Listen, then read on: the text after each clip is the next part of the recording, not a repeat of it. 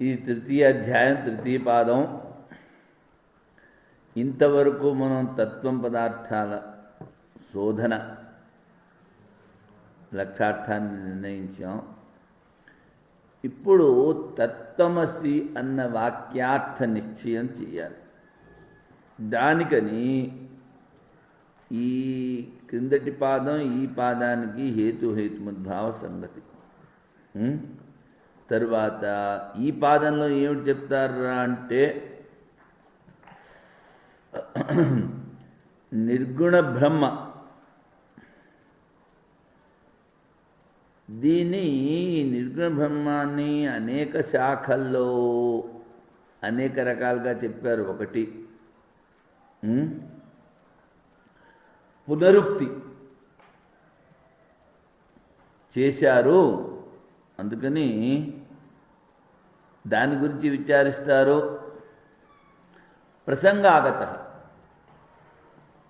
ప్రసంగాగత అంటే నిర్గుణ బ్రహ్మం గురించి చెప్తున్నాం కనుక ఈ సగుణ బ్రహ్మ ఉపాసనలో చెప్పినటువంటి శాఖాంతరీ గుణాలని ఎక్కడెక్కడ ఉపసంహారం చేయాలి, ఎక్కడ అనుపసంహారం చేయాలి అన్న విచారం.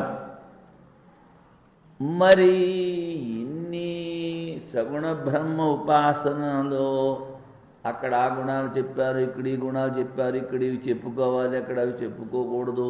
ఇదంతా ఎందుకు విచారం అంటే చిత్తైకాగ్రతకు ఉంటాడు.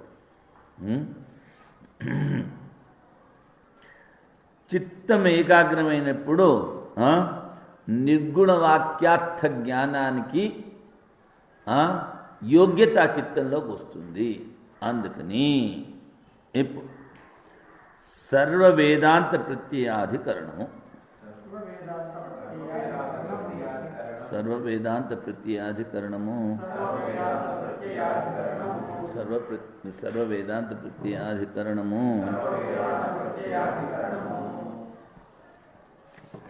ఇక్కడ పాదం వేరైంది కనుక అధికరణ సంగతి చెప్పక్కర్లేదు.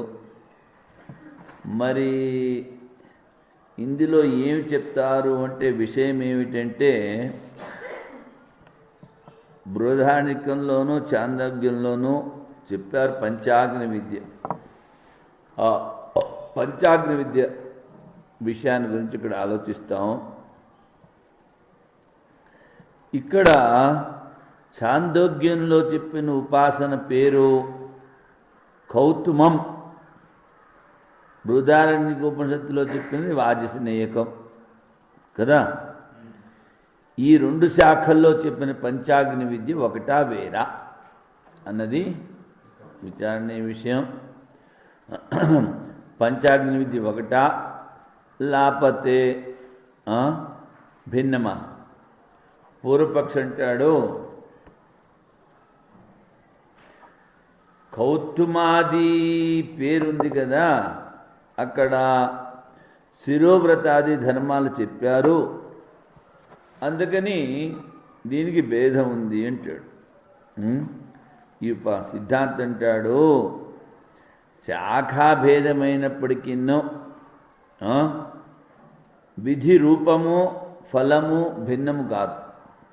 అందుకని ఉపాసనలో భిన్నము కాదు ఒకటి. తర్వాత చాందోగ్యంలోనూ బృహదారణ్యకంలోనూ చెప్పారు యోహవై జ్యేష్ఠంచ శ్రేష్ఠంచ వేద ప్రాణోపాసనలో. కనుక విధి ఒకటేలాగుంది. అదేవిధంగా పంచాగ్ని రూప విద్యము కూడా పంచాగ్ని విద్య కూడా ఒకటే.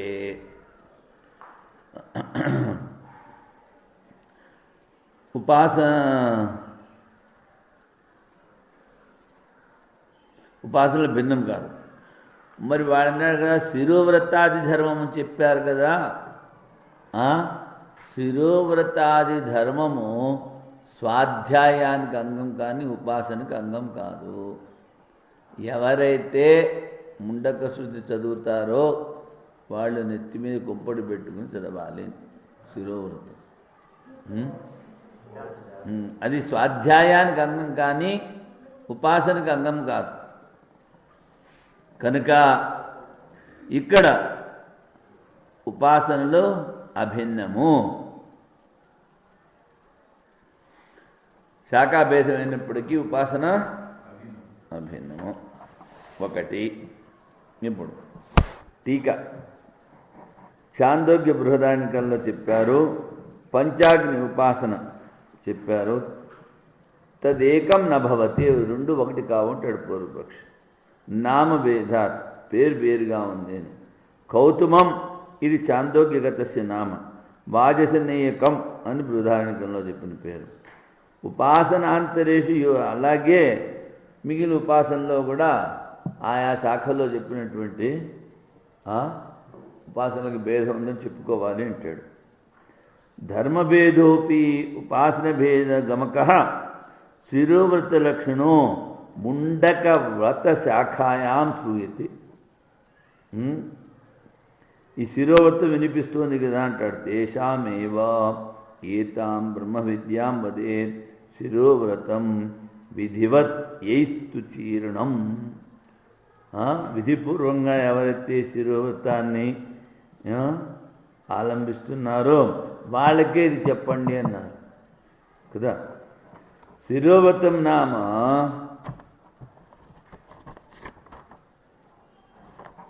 వేదవ్రత విశేష ఆథర్వణికాన్ ప్రతి విహితో నేతరాన్ ప్రతి తస్మా శాఖాభేదాద్ ఉపాసన భేద. ఈ ఆథర్వణిక శాఖ చదివే వాళ్ళకి శిరోవ్రతం చెప్పారు. అందుకనే ఇక్కడ కూడా శాఖాభేదం ఉంది కనుక ఉపాసన భేదము అని పూర్వపక్షి చెప్తాడు. సిద్ధాంతం అంటే ప్రాప్తే బ్రహ్మ. శాఖాభేదేపి విద్యాది అభేదాది ఉపాసనం న విద్యతే. శాఖ భిన్నమైనప్పటికీ విద్యలో భేదం లేదు నాయన, ఉపాసన వేరు కాదు. యోహ వై జ్యేష్టం చ శ్రేష్టం చ వేదం చాందోగ్యంలో చెప్పారు. ప్రాణ విద్యా విధి తాదృశ ఏ బృహదారణ్యకే అపి ఆమ్నాయతే. ఏ విధంగా ఇక్కడ చెప్పారో బృహదారణ్యకంలో ఉన్న అదేవిధంగా చెప్పారు. శాఖ భేదమైనప్పటికీ విద్య వేరు కాదు. తథా ద్యూపర్జన్య పృథివీ పురుష యోషిదాఖ్యం అగ్ని పంచకం వేద్యతయ. ఈ అనగ్నిలో అగ్ని దృష్టి రెండిట్లోనూ చెప్పింది. ఈ రెండిట్లో చెప్పిన ఈ విద్య ఉందే వీటిని ఉపాసన చేయడానికి చెప్పారు. పంచాగ్ని విద్యాయాం యత్ స్వరూపం ఉభయోరపి శాఖయో సమానం. పంచాగ్ని విద్య స్వరూపం ఏదైతే ఉందో అదే బృహదారణికంలోనూ చెప్పారు, చాందోగ్యంలోనూ చెప్పారు. ఫలంచ జ్యేష్టం చ హవై శ్రేష్ఠశ్చ భవతి, వాడు జ్యేష్ఠుడు శ్రేష్ఠుడు అవుతాడని కూడా చెప్పారు. ప్రాణోపాస్తిజన్యం శాఖాద్వయేపి ఏక విధం. అదేవిధంగా ప్రాణోపాసనలో ఫలం ఒకటే చెప్పారు రెండు చోట్ల, అది కూడా రెండు శాఖల్లో ఒకటే. కౌథమాదీనాం భేద ఉదాహరత. కౌథమీ శాఖలో నువ్వు భేదం ఉందని చెప్పావే, నాసో శృత్యా భీత. ఇది శృతి ద్వారా చెప్పబడలేదు. నా అసౌ శృతో అభిహిత కిం తర్హి అధ్యేతార ఏవ కేవల. అది ఎవరైతే పాఠం చెప్తున్నారో వాళ్ళు చెప్పారు. తత్తత్ శాఖ ప్రబలం తత్సత్ శాఖ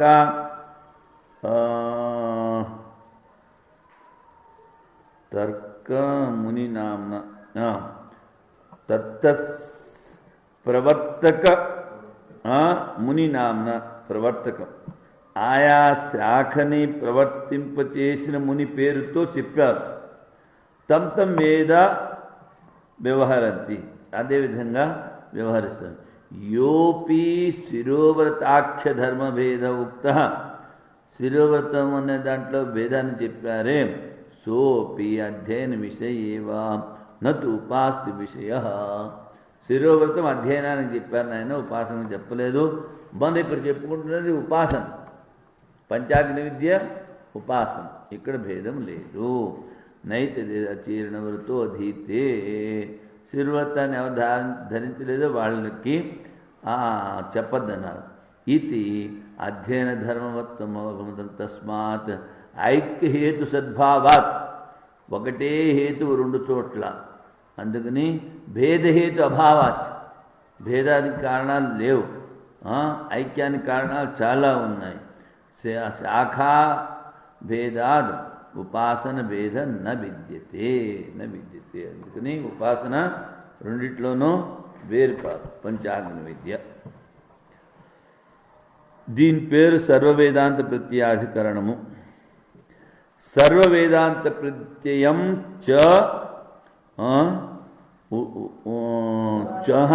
ఇది చా కాదు, సర్వవేదాంత ప్రత్యయం చోదనాది అవిశేషాత్. సర్వవేదాంత ప్రత్యయం చోదనాది అవిశేష, సర్వవేదాంత ప్రత్యయం చోదనాది అవిశేష.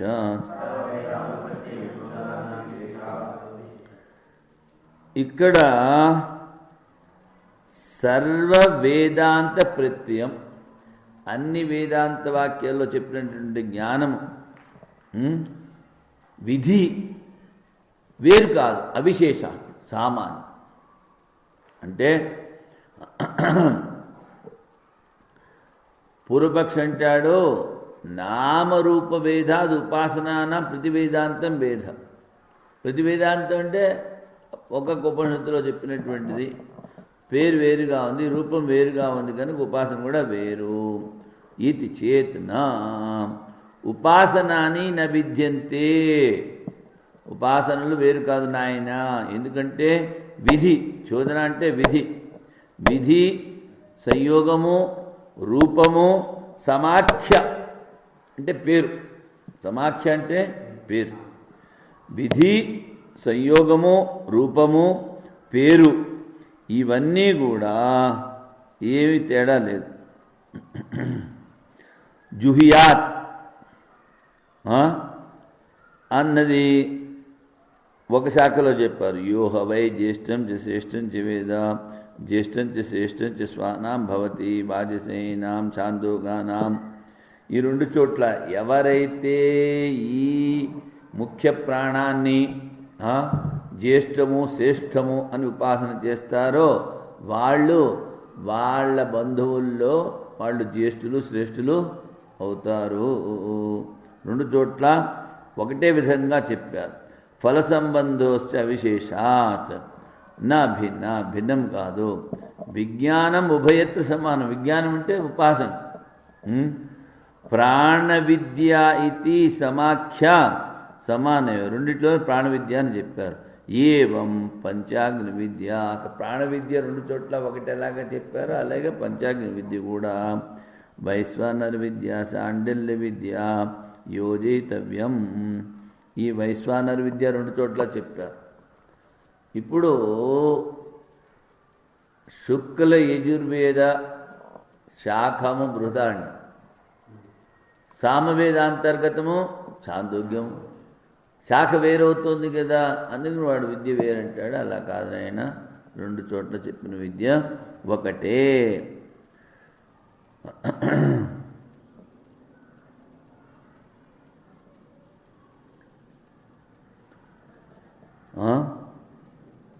నామముతో తేడా రాదు, విధితో తేడా వస్తుంది.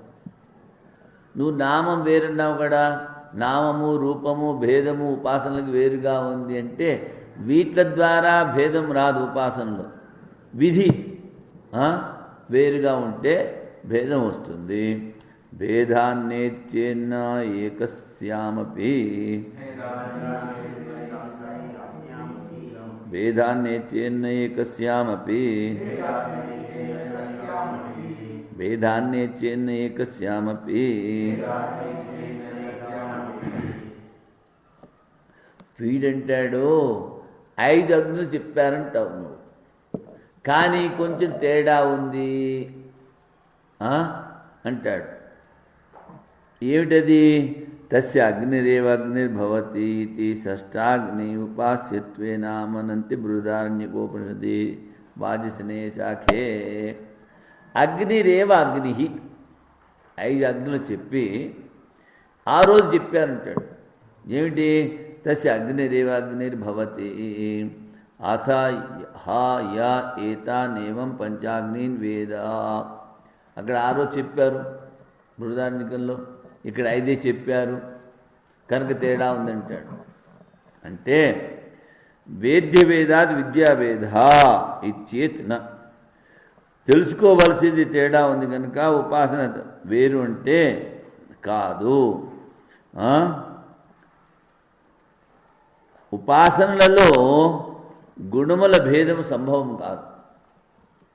అందుకని ఇక్కడ ఒక అగ్ని ఎక్కువగా చెప్పినంత మాత్రమున విద్య వేరు కాదు. జులోకాదీనాం పంచాగ్నీనాం ఉభయత్ర ప్రత్యభిజ్ఞాయమానత్వ. అక్కడ ఏవైతే 5 చెప్పారో అవే ఇక్కడ చెప్పారు. మరి ఆరో సంగతి, దాని సంగతి ఏమిటంటే తద్ అభావాభ్యాం విద్యాభేద. అంటే ఒక చోట ఉంది అగ్నిదేవ అగ్ని అని 5 అగ్నుల తర్వాత బృహదారణ్యకంలో, చాందోగ్యంలో లేదు కదా, అందుకని విద్యాభేదం ఉంటే అలా కాదు నాయన. నో షోడశినం గృహణాతి నాతి రాత్రే షోడశినం గృహణాతి. షోడశి అనేది పాత్ర, అతిరాత్రి యాగం. ఆ యాగములో వికల్పం ఏమిటి? నువ్వు కావాలంటే షోడశిని పట్టుకో, ఒకసారి పట్టుకుంటే మొత్తం యాగం అయిన వరకు మళ్ళీ పట్టుకుంటూ ఉండాలి దాన్ని, అంతే తేడా. అందుకని గృహణాతి యాగభేదం కాదు. అదేవిధంగా ఈ షోడశాగ్ని ఏమిటి అంటే వాడు రోజు అగ్నిక్రియ చేస్తూ ఉంటాడే, ఆ అగ్నిలోనే వాడిని కాల్చేస్తారు ఆఖరు. అది ఆరోగ్యం. అది వేద్య రాశేర్ భూయస్త్వేన ఏకత్వ విద్య. ఏదైతే ఉపాసన చెయ్యాలో అందులో ఏకత్వం చాలా అధికంగా ఉంది కనుక విద్యాభేదము కాదు. స్వాధ్యాయ సిద్ధాత్వేన హి సమాచారే అధికారాచ శవవచ్చ తన్నియమః. శవవచ్చ తన్నియమః స్వాధ్యాయస్య తథాత్వేన హి సమాచారే అధికారాచ శవవచ్చ తన్నియమః స్వాధ్యాయస్య తథాత్వేన హి సమాచారే అధికారాచ శవవచ్చ తన్నియమః. ఇక్కడ నువ్వు అడిగావు కదా శిరోవ్రతం ఉంది ఇక్కడ లేదు అన్నది. ఆ శిరోవ్రతము స్వాధ్యాయానికి అంగం. స్వాధ్యాయస్య తథాత్వేన హి సమాచార అధికారాచి. ఎవరైతే శిరోవ్రతాన్ని ఆచరించారో వాళ్ళకి ఆ ముండక శాఖ చదివేందుకు అధికారం ఉంది. ఎలాగా అంటే హోమంలో లాగా అంటాడు. శవవచ్చ అంటే శవ అంటే హోమం, తన్నియమ. ఇలాగా శిరోవర్తం స్వాధ్యాయస్య ఏవ ధర్మో న బ్రహ్మ విద్యాయాః. బ్రహ్మ విద్య అంటే ఉపాసన కాదు. నైతదతీర్ణవ్రతో అధీతే. ఎవరైతే శిరోవ్రతాన్ని ధారించలేదో వాళ్ళకి చెప్పొద్దన్నారు.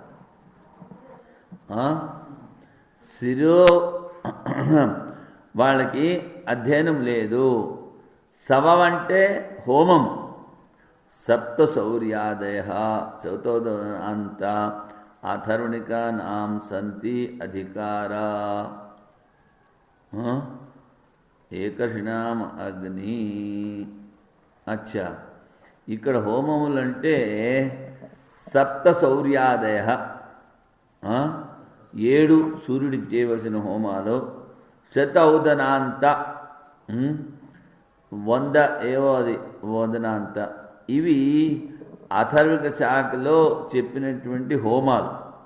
ఇవన్నీ ఎక్కడ చెయ్యాలి? ఏకర్షి అనే పేరు గల అగ్నిలో ఇవన్నీ ఆహుతి చేయాలి. శాకాంతరమే చెప్పారు. అగ్నికి 3 అని చెప్పారు. ఇక్కడ సూర్యుడికి 7 అని చెప్పారా, అక్కడ అగ్నికి 3 అని చెప్పారు. సరి అగ్నికి 3 అంటే అగ్ని 3 అగ్నుల్లో అని చెప్పారు. దక్షిణాగ్ని, గార్హపత్యాగ్ని, ఆహవనీయాగ్ని అని. అందుకని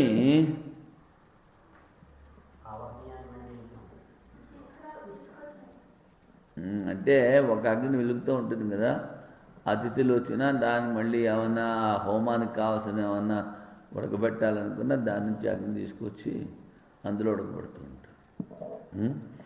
దక్షిణ దిశగా ఉంటుంది దక్షిణాగ్ని. గార్హపత్యాగ్ని అంటే కృష్ణకేశ జాతపుత్ర అగ్నిమాదిదీత అంటే గుండు మీద వెంట్రుకలన్నీ నల్లగా ఉండాలి.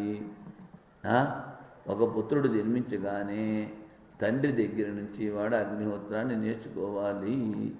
కృష్ణకేశ జాతపుత్ర అగ్నిమాదతీత అది విధి. ఈ అగ్ని ఒకటి వెలుగుతూ ఉంటుంది, ఒకటి హోమానికి అక్కడి నుంచి తీసుకొస్తారు, ఇంకోటి అతిథులకు సేవ చేయడానికి తీసుకొస్తారు. ఇక్కడ వేరు ఎలాగవుతుంది? ఒక చోట 7 చెప్పారు, 100 చెప్పారు, ఇంకొక చోట 3 చెప్పారు. అందుకని అగ్నులు వేరైనప్పటికీనో అనుష్ఠాన భేదం లేదు. అదేవిధంగా ఇక్కడ శిరోవృతము ముండకులో అధ్యయనానికి చెప్పిందే కానీ ఉపాసన కాదు. దర్శయతి చ దర్శయతి చ దర్శయతి చ సర్వే వేద యత్పదం ఆమనంది కఠోపనిషత్తులో చెప్పారు. అన్ని వేదాంత వాక్యాలు నిర్గుణ బ్రహ్మ గురించే చెప్తున్నాయి కనుక వేద్యస్య ఏకత్వ ఉపదేశాలు. తెలుసుకోవాల్సింది ఒకటే, విద్యాైక్యత్వం. విద్య అంటే ఉపాసన కూడా ఒకటే. అందుకని ఉపాసనానాం ఏకత్వం. పంచాగ్ని విద్య అక్కడ చెప్పారు, ఇక్కడ చెప్పారు, వేరు కాదు ఆయన. ఒకటే ఉపాసన. అక్కడ ఇక్కడ అది చెప్పలేదనుకుంటా. ఈ షష్టాగ్ని గురించి ఎక్కడ చెప్తారో, ఆ షష్టాగ్ని అంటే ఏమిటి? వాడు మొదటి నుంచి ఈ గార్హపత్యాగ్ని పెట్టుకున్నాడే, అందులోంచి తీసుకెళ్ళి వాడిని కాల్చేస్తారు. దాన్ని షష్టాగ్ని. అగ్నిరేవ అగ్ని అంటే అగ్ని మొదటి నుంచి ఉన్నదే మళ్ళీ అగ్ని అంటున్నాడు. ఇప్పుడు 5 కల్పన, దీంట్లో అగ్నిరేవ అగ్ని, అదే అగ్ని. అగ్ని అగ్ని అంటే ఏమిటది? అక్కడ కల్పన లేదు. Point number 1. రెండోది ఏమిటి?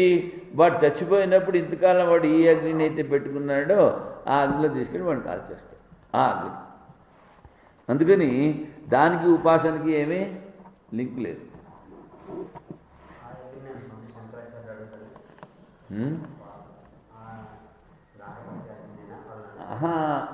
ఇంకోళ్ళు ఎవరు పట్టమంటారు, వాళ్ళు ఎవరు చేయమంటే అప్పుడు ఈయన యోగాగ్ని ద్వారా అగ్ని ఏ అగ్ని అయినా అయి ఉండొచ్చు. అక్కడ గార్హపత్య అగ్ని అని కాదు, ఇంకోళ్ళు ఎవరైనా దానం చేయమంటే వాళ్ళు చేయనన్నారు. అందుకని ఈయన యోగాగ్ని ద్వారా కాల్ చేశాడు.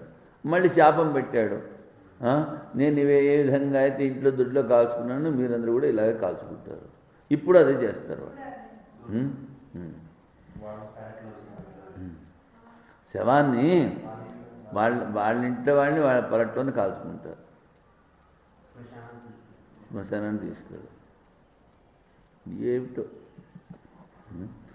కొన్ని అలా జరిగిపోతూ ఉంటాయి, చూస్తూ ఉంటాయి.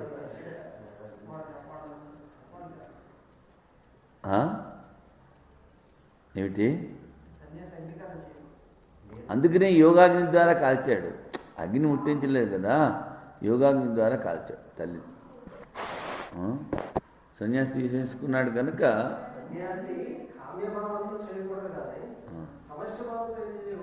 సమష్టి భావంతో సమష్టి కళ్యాణానికి అప్పుడప్పుడు చేస్తూ ఉంటారు. కానీ ఇక్కడ అది కాదు కదా, క్రియ, ఇది కర్మ.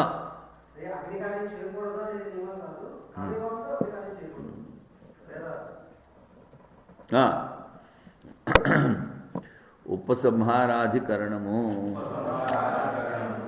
ఉపసంహారాధికరణము